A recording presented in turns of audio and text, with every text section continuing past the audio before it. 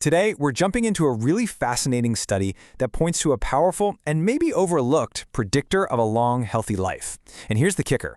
It's not just about cardio, it's about something you can measure in literally under a minute. So let's dive right in.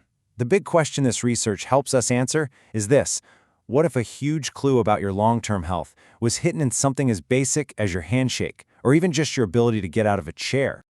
For ages, the whole conversation around health and longevity has been about aerobic exercise. Running, swimming, biking. And don't get me wrong, that is absolutely crucial. But this study zooms in on another piece of the puzzle that might be just as important: muscular strength.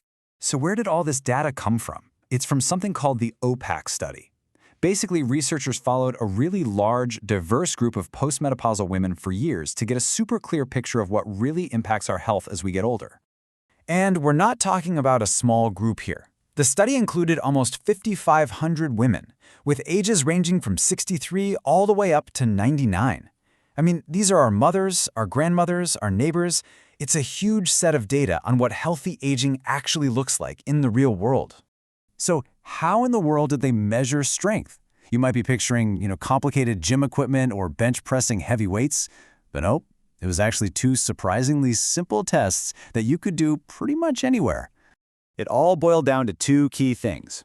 First was grip strength in their dominant hand. This gives you a fantastic snapshot of upper body strength. And second was the time it took to do 5 chair stands, which is just a great measure of lower body power and, functional ability.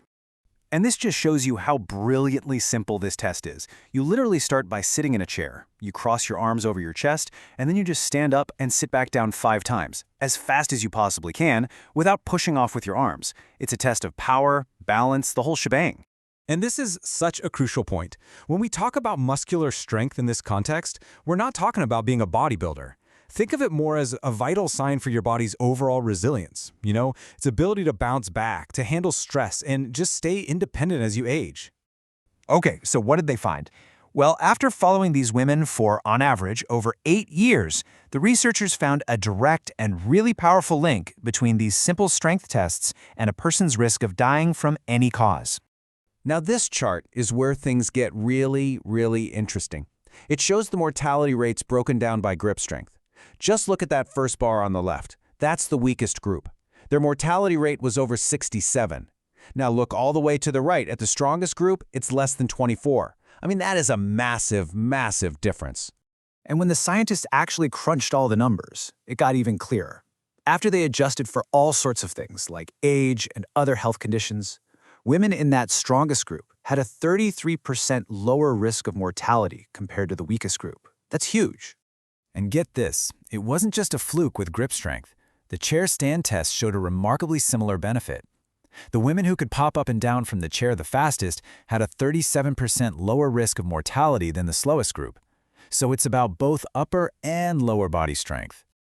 Okay, but hold on. You're probably thinking, well, of course, stronger people are just more active, right? Aren't we just measuring fitness in a different way?